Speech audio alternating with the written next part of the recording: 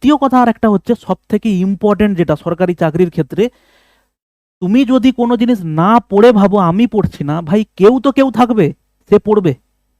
আর এরকম কেউই নেই সরকারি চাকরিতে। তোমাকে আমি বলছি, তোমরা তো এত ভিডিও দেখো, সাকসেস স্টোরি দেখো, অমুক দেখো তুমুক দেখো, সবাই ব্রিলিয়ান্ট স্টুডেন্ট চাকরি করছে, সবাই ছোটবেলা থেকে খুব হচ্ছে ইংলিশে ম্যাথে স্ট্রং ছিল, তারপরে চাকরি করছে, এরকম কিন্তু নয়।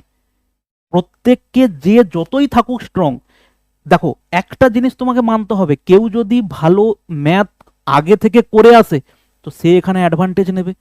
তুমি আগে থেকে ভালো ইংলিশ পড়ে এসছো তো তোমার অ্যাডভান্টেজ এখানে বেশি আছে, তোমাকে ইংলিশটা কম করতে হবে।